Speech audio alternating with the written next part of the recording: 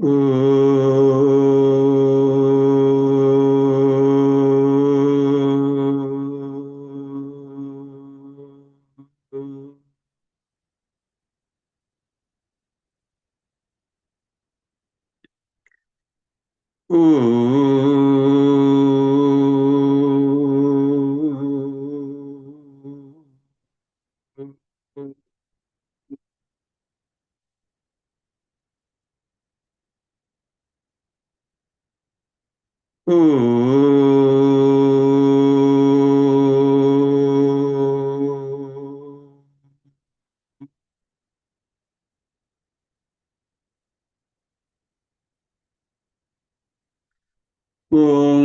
Shri Ganeshaya Namaha. Om Shri Saraswatyai Namaha. Om Shri Gurubhyo Namaha. Sadashivasamarambham Shankaracharya Madhyamam Asmadacharya Paryantam Vande Guru Paramparam. Shruti Smriti Purananam Alayam Karunalayam Namami Bhagavatpada Shankaram Lokashankaram Shankaram Shankaracharyam Keshavam Badharayanam Sutrabhashya Kritau Vande Bhagavantau Punah Punah Samasta Jana Kalyane Niratam Karunamayam Namami Chinmayam Devam Sadgurum Brahmavidvaram Sadgurum Brahmavidvaram Om Sahana Bhavatu Sahanau Bhunaktu Sahaviryam Karavavahai Tejasvinavaditamastu ma vidvishavahai. Om Shanti Shanti Shanti.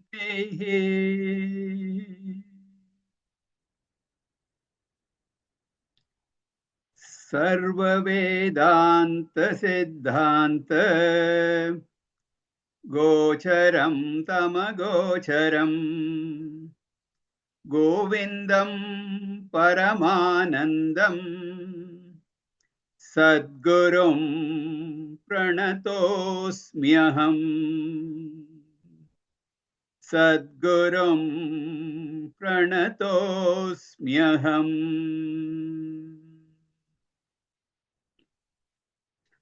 Hari Om.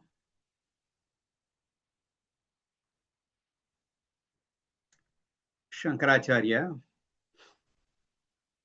talked about the nature of samsara, and he described that as a kalpita vastu, something that is born out of ignorance because of your imagination.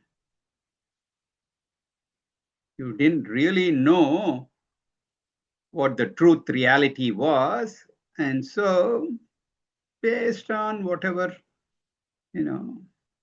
your experience or lack thereof, you started imagining. Anything that is kalpitam, imagine, that is erroneous.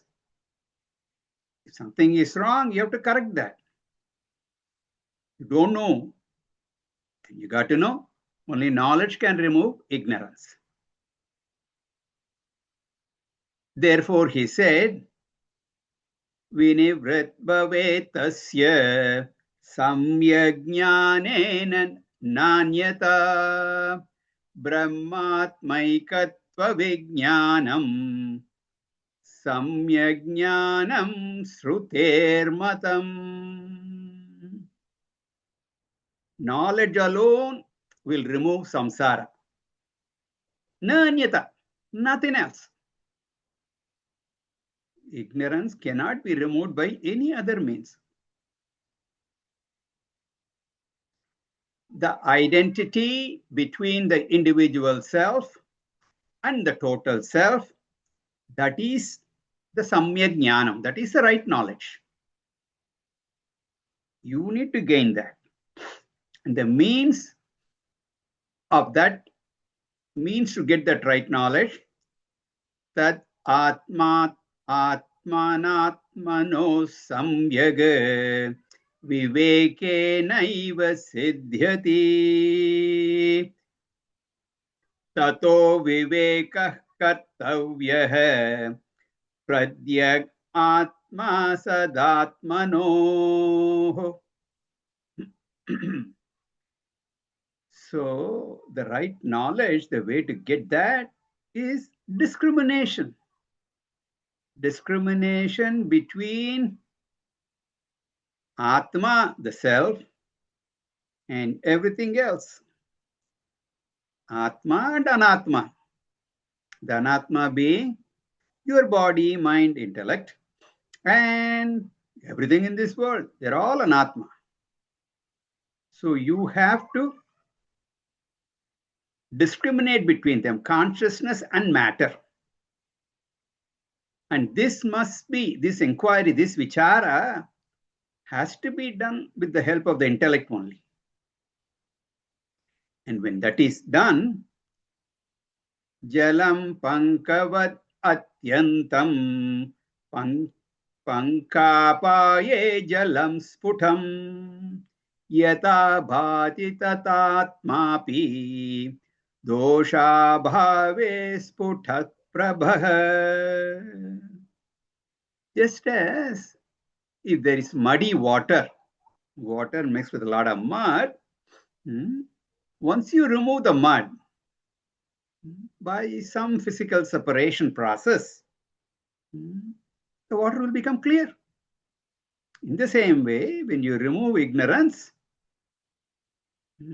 the self will shine brilliantly by itself. You just need to remove the ignorance. Then you will realize your true self, your nature. So we have seen up to this last class. Continuing. Asannivratau tu sadatmana sputam. Asannivratau tu sadatmana sputam. Pratitiretasya bhavet pratichah. Pratitiretasya bhavet pratichah. Tato nirasah karaniya eva. Tato nirasah karaniya eva. Sadatmanas sadvahamadi vastunah. Sadatmanas sadvahamadi vastunah. Asannivrattau tu sadatmana sputam. Pratitiretasya bhavet pratichah. Tato nirasah karaniya eva. Sadatmanas sadvahamadi vastunah. The example that was given before is further elaborated. Some more clarification is done by bringing it to our main topic. In the example, we said one has to remove the mud. Similarly, in the case of the individual, asat nivritti has to be done. Asat, the false, and in this case, the false I. False identification. I have taken myself to be something that is false. The false I. It can be the identification with the body, the physical I, or with the pranas, pranic I. It could be the emotional, identifying with the mind. Could be intellectual, identifying with the Buddha, buddhi. The ignorant I, all those are erroneous identification. That has to be removed. Each kosha, it just brings out the wrong notion in me. That is called asat, falsity. When I say I am flat, I am fat, I am lean, etc., that is a physical identity identified with the body. That is a mistake centered around the physical body. The confusion between that body and I leads to false notions like I am fat, I am lean, I am tall, I am short, I am dark, I am fair complexioned, all that. I am a man, a woman, all that. Identified with the body only. Similarly, pranamaya kosha. When you identify with that, then you say, I'm hungry, I'm thirsty. These are all the functions of prana. Emotions, they belong to the mind. And you claim, I'm happy, I'm sad, I'm angry, I'm kind, I'm compassionate. All that. Emotional falsity. Then comes the intellectual. Intellectually also, I know this, I know that, I'm so smart, I'm so intelligent, I'm a doctor, I'm an engineer, I'm a professor, all that centered on the intellect, what the intellect has accomplished. We need to be careful here. We are not interested in removing the physical body, we are not interested in removing the pranas or the mind or anything like that. We just have to get rid of the identification that is what I am. That's the only thing that's required. A jnani also has a physical body. He uses that, he enjoys that. But in her case, the physical body is incapable of producing the wrong identification. For the sake of transaction, she may say, I am 50 years old, I am 60 years old, I am traveling. I am fit, I am lean. So she has a functional physical I. But she knows that the physical I is only an incidental I. So a jnani knows that the false I as false I. He doesn't take that to be, or she doesn't take it to be the real me. But an ajnani, on the other hand, takes the false to be real. We're not interested in removing the koshas, body, mind, intellect, pranas, etc. We don't want to get rid of them. We need them. We need them. We just need to remove the identification. When asan nivrittau, asat nivritti, when you get rid of that false I, the false identification, etasya praticha pratitihi sputam bhavet. The praticha, pratyagatma, the inner self, the conscious being, that knowledge becomes sputam bhavet, becomes very clear. Spashtam, it becomes. Crystal clear, it becomes. Therefore, I am indicates the conscious being.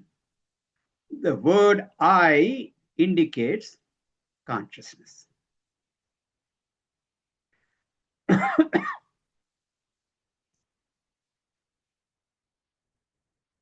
How do you know the word I indicates consciousness? Only a conscious being can use the word I. This glass, will it say I? I am a cup, I'm a glass. Will it say that? A pen, it's not going to say I am a pen. The I thought arises only in a conscious being. Therefore, the word I represents Chit Tattva, the consciousness principle. And the word am represents the Sat principle. Thus, I am means consciousness existence. Chit and Sat.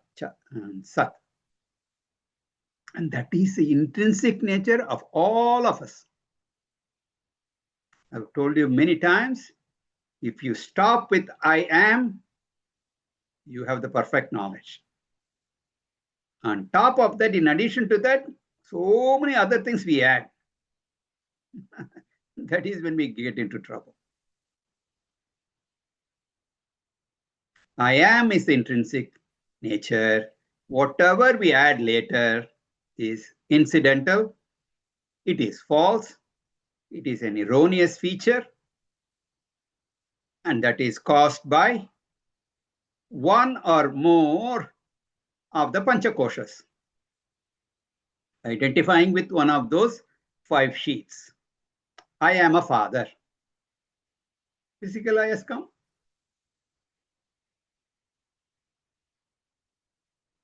Because father, child, from the standpoint of the body only. So any expression added to I belongs to either Annamaya, Pranamaya, Manomaya, Vijnanamaya, any of those sheets. When the false I is removed, what will be left with? Only be I am. And that I am is common to all people. Whoever asks anyone, who are you?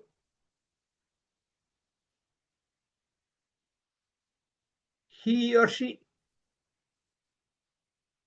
will start with I am.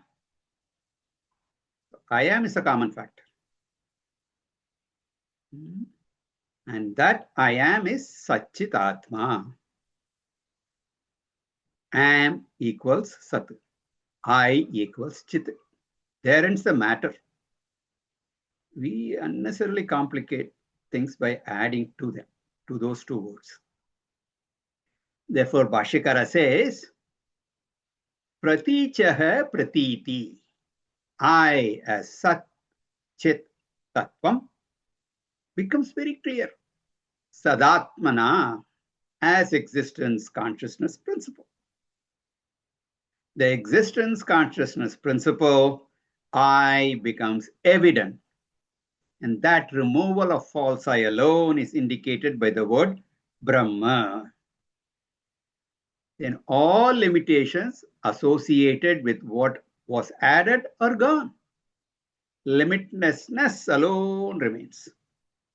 That limitlessness is not another feature. Remember, limitlessness is not an adjective. It is freedom from all adjectives. That is why in Advaita, when we use the word nirguna, in Advaita, then the Vishishtadvaitin raises a question. Your Brahman has nirgunatva as an attribute. This is all getting into semantics and then word games. You say Brahman is nirguna, so that nirgunatva, the absence of all gunas, itself is a guna, they will say. It's just convoluted thinking. Nirguna is not a quality. It is only freedom from all qualities. That is what an Advaitin. means when he said Brahman is Nirguna. So that is here said as Sadatma, existence, consciousness. That Atma I am. So what should one do? Tataha, therefore, to attain this stature, Nirasaha Karaniya eva. One has to segregate, one has to separate.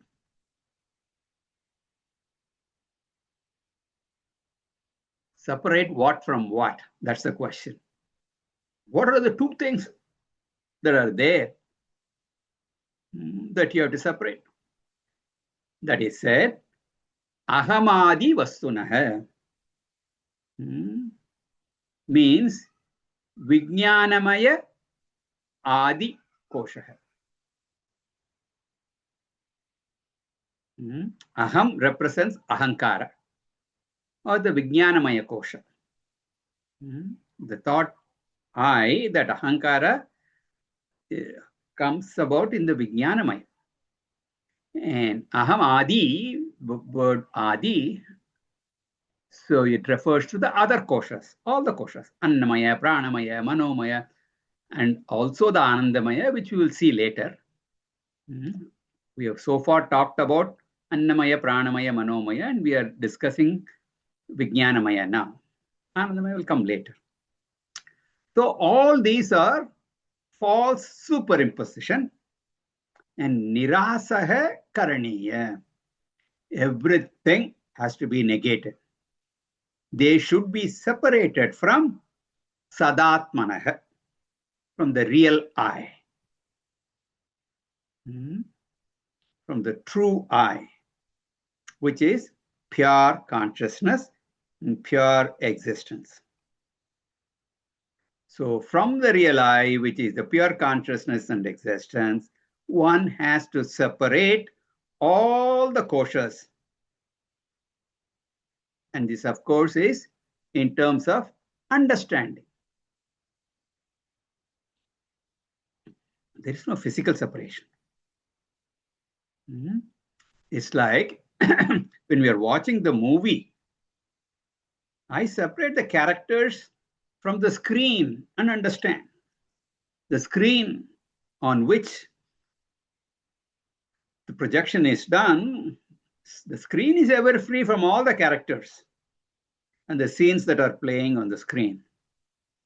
Given this example many, many times. If you're watching an earthquake and earth is split apart and it's a volcano, the hot lava is flowing down. The screen is still intact. It doesn't catch fire. It doesn't affect the screen. So intellectually, you're able to separate the scenes that are projected on the screen and the screen you can separate. You don't need to change the screen or anything. So it's all in understanding, which we naturally have when we're watching a movie, but when it comes to ourselves, that's a different matter.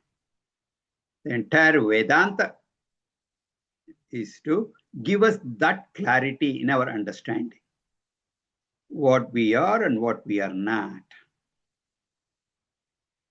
Shravanam is meant for that. Mananam is meant for that. Nididhyasanam again is meant for that.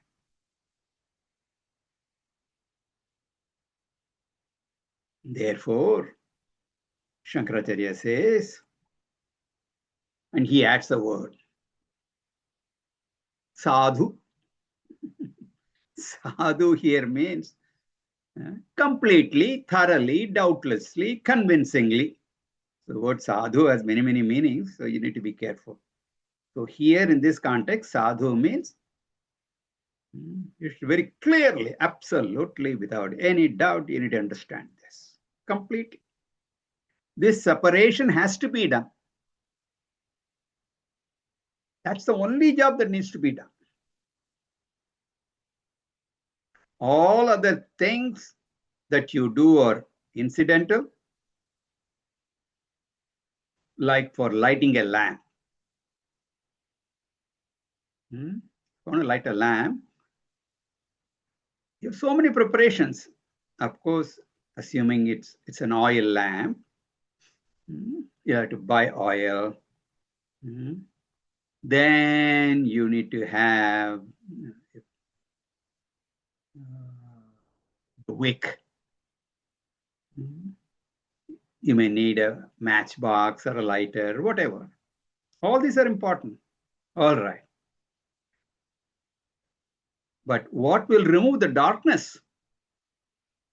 The matchbox does not remove the darkness by itself. Going to the shop to get all this, that act will not remove darkness. Getting the money to purchase all of them, that will not remove darkness. But they are all necessary, they are all incidental, they are all supportive.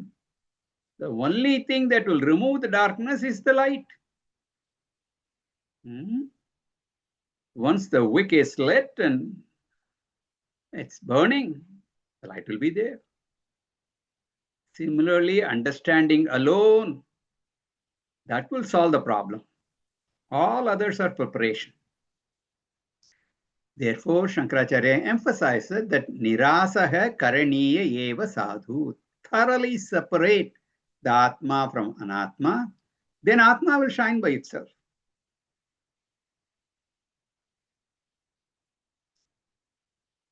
Continuing, verse 206. Ato nayam paratma syad. Ato nayam paratma syad. Vijnanamaya shabdabak. Vijnanamaya shabdabak. Vikaretvajadatvacha. Vikaretvajadatvacha. Parichinnatva hetutah. Parichinnatva hetutah. Drishyatvat vyabhicharitvat. Drishyatvad vyabhicharitvat. Nanityo nitya yishyate. Nanityo nitya yishyate. Ato nayam paratma syat. Vijnanamaya shabdabak. Vikaretvajadatvacha. Parichinnatva hetutah. Drishyatvat vyabhicharitvat. Nanityo nitya yishyate. So, after a long diversion, Shankaracharya comes back to the main topic. The main topic is talking about Vijnanamaya and how it is an Anatma, how we should separate. But he took a little bit of detour from verse 189 up to this 205. That's a detour. So you can keep that section aside, then jump to 206. In verse 188, if you go back and look, he talked about Vijnanamaya Kosha. And he continues the topic from 206. In between, we went through all the other related only, not totally, irrelevant or anything. So in conclusion, he says, Vijnanamaya Kosha is not the Atma. It is not the real self. My intellectual personality is only an incidental personality. If you take the example of Sushupti, deep sleep. In Sushupti, I am there. but all intellectual features are gone. Whatever feature is subject to arrival and departure, what comes and goes, that is not my intrinsic nature.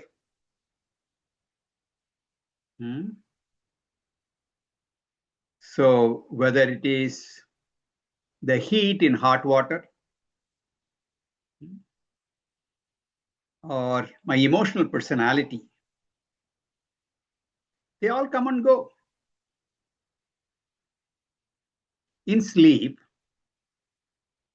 body is not functioning, the senses are not functioning, your mind is not functioning, your intellect, that's not working.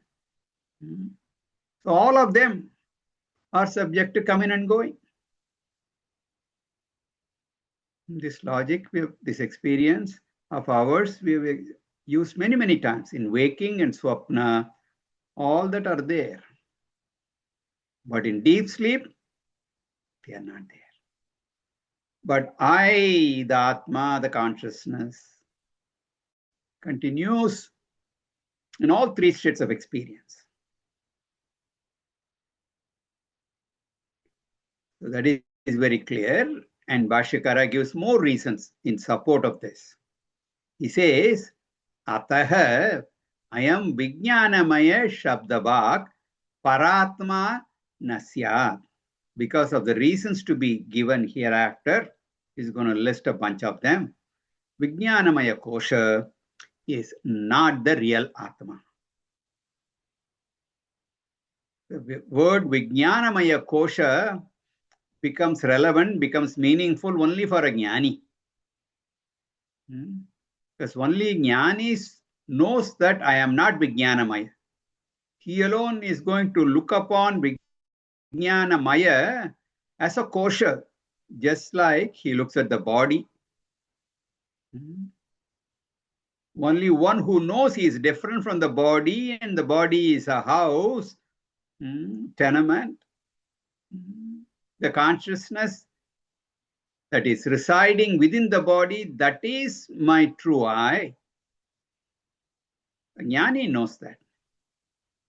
On the other hand, an ajnani, different types of ignoramus are there. There is somebody who takes the body to be not as an abode, not as a house, but he takes it as himself. And all his transactions in the world, all his happenings in the world relates to his body. I was born on such a date. I am a man, I am a woman, I'm a father, I'm a daughter, all that. Jnani. And for him or her, the Annamaya is just not a kosha, it is he himself or herself. And some others, they identify with the other sheets also, Pranamaya, Manomaya, Vijnanamaya. So that is why it is stated, this Panchakosha Viveka is done beautifully in Taittiriya Upanishad, and we have studied that. And you may remember, Anyantaratma Manomayah, Anyantaratma Vijnanamayah. There, each one of it was separated. So the Upanishad says, through Jnanam, I reduce Annamaya to a kosha, Pranamaya to a kosha, Manomaya, again, Manomaya Atma, the Atma identified with that, is separated, and the kosha is identified. Vijnanamaya Atma becomes Vijnanamaya kosha. In the very conversion, they are all reduced to an external dress, as it were. In the winter months, in cold climate, you wear several layers, just not one. Undershirt, and then a shirt, and then a light sweater or something like that, and then a jacket, and then an overcoat, 5 layers. Especially when we dress up kids and we go to a party. Everybody is bundled up. You may come back with a different kid. Anyway, the real thing is kind of covered with all that layers. A jnani knows. He knows that covering as a covering, as a sheath as a sheath. But for an ajnani, we take that to be. That's what I am.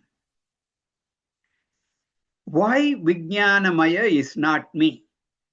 As I said, he gives several reasons. The first reason is Vikaritvat. The intellectual personality is subject to change. Whereas I am the one who am aware of all this changing personality. Sometimes I can understand even complicated things so easily. At other times, even simple things I'm not able to understand. It's there. A scientist may be there, absent-minded professor. He knows complicated scientific things, but he doesn't know. Sometimes he walks out, he not even dressed up properly. He walks out with his undergarments outside.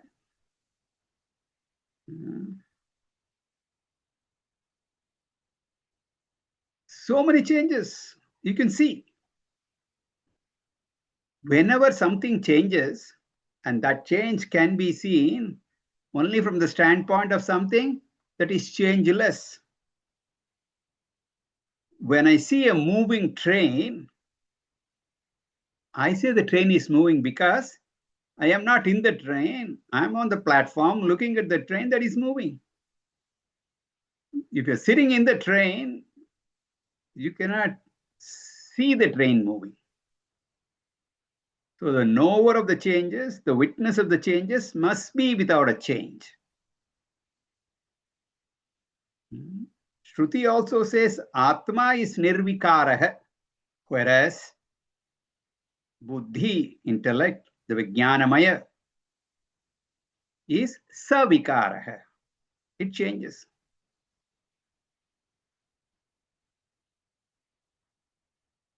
It's not only logic. Anubhava also is there. The Upanishad itself says, Naisa tarkena matirapaniya. That does not mean it is illogical. We do not say it is illogical. We say it is logical. It has Shruti-based logic.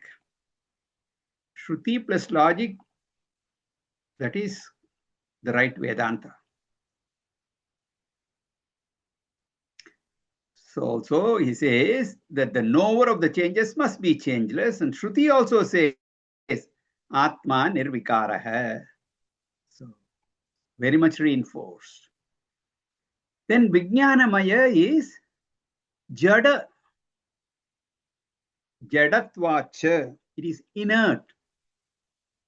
The mind is a product of 5 subtle elements. The mind is also born from Maya, from the subtle elements which comes from Maya. Therefore, it is inert, it is insentient. On the contrary, Atma is sentient. It is consciousness. So, Jadatva and Chaitanyatva, that is the difference. Vijnanamaya is Jada, inert. Consciousness, sentient. Another difference. Then, Parichinnatva hetutah. The intellect is limited, whereas Atman, Brahman, is infinite, limitless. Scriptures also say Atma is limitless. In fact, the very word Atma means limitless. It is derived from the root up. To pervade, apnoti iti atma. So the very word atma indicates it is limitless. It's pervaded everything, all pervading. No limit to it. It's also said in Bhagavad Gita, you might remember, Nitya sarvagatasthanu achala hai, sanatana hai. No limitations in terms of time, space, objects, nothing. Atma is limitless. If limitation is my intrinsic nature, I would experience limitation all the time.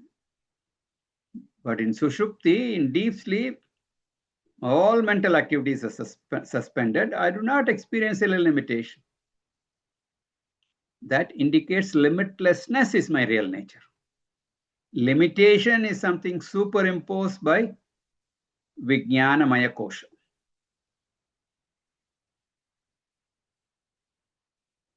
Now you may have a question. Now I'm experiencing limitation. I'm experiencing limitlessness also. Then why would you say limitlessness is intrinsic and limitation is incidental?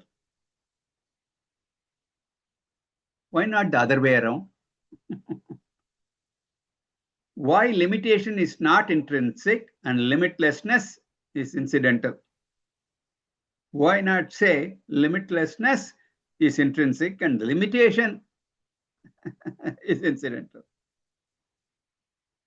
And Bhashyakara had raised this question in Taittiriya Bhashyam and gives the criterion. Whatever is effortless, that is intrinsic to you.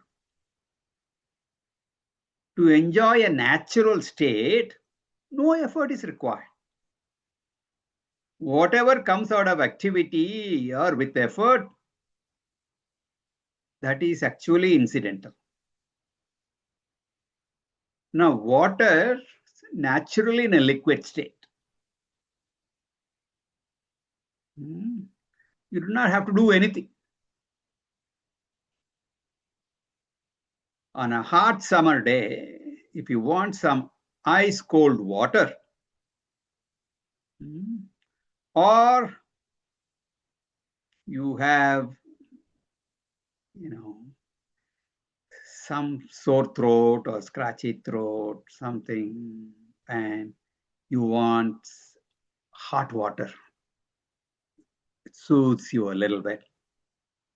To either make the water ice cold or hot, you have to put in some effort. You have to cool the water, add some ice or what have you, or heat the water, all that. Effort is required. But if you just want to drink water at the ambient temperature, nothing. Sleep also. What effort I put further? Dropping all efforts is called sleep.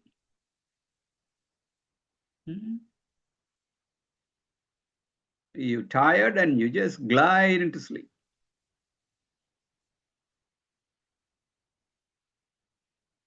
So I am limitless. In the waking state, the mind has to take to activity, body has to be active, and I experience all kinds of limitation.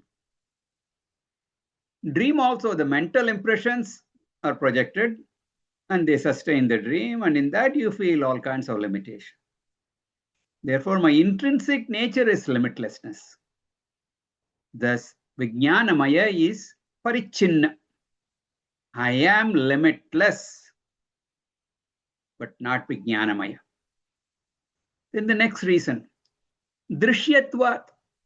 All my intellectual features are all objects of my experience. They're all known by me. I know them. They are objects, whereas I am the awarer of my knowledge. I am aware of my ignorance. I'm aware of my doubts. I am aware of my confusion. I am the knower and they're all known. So they are not me. the various states of Vijnanamaya, that's not me. That's why they are all subject to arrival and departure. Confusion was there yesterday, today, no confusion. To the Vijnanamaya Drishyatvat, being an object of experience, that's not me.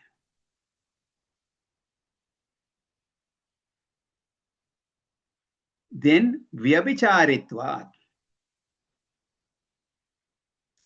meaning being subject to arrival and departure, coming and going, not being there consistently. Previously, we used the word vikaritvat, subject to change. Now we are using the word vyabhicharitvat. Both are very similar. Slight difference. Vikaritvat means Vijnanamaya kosha changes even during its presence. For example, when it is present, in the waking state, my thoughts change.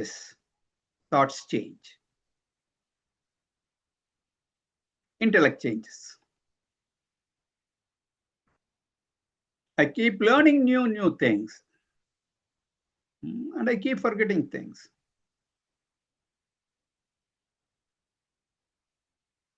Intellect changes. That is called vikara, change.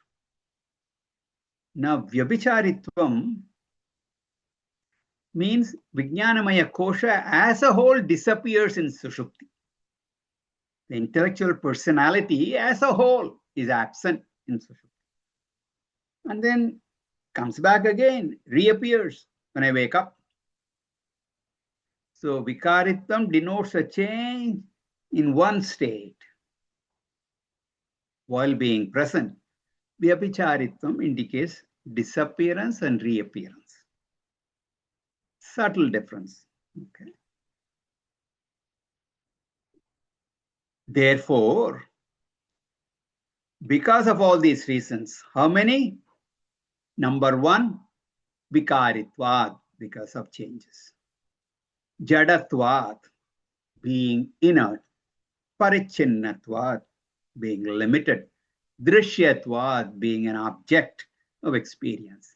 Vyabhicharitvat, present and absent. Because Vijnanamaya is subject to all this, in all these aspects, it differs from Atma, which doesn't have any of these. After all that, if a person says, still I am not convinced, Shankaracharya says, wish you all the best. Play it again, Sam, come back, maybe in another incarnation. Okay, you will get it. Therefore, he says, Anityaha na nityaha ishyate. Vijnanamaya, which is anitya, impermanent, na ishyate, cannot be the nitya atma, cannot be the eternal permanent. Om Purnamadav Purnamidam Purnat Purnamudachyate Purnasya Purnamadaya Purnamevavashishyate. Om Shanti Shanti Shanti. Harihi Om. Shri Gurubhyo Namaha. Harihi Om.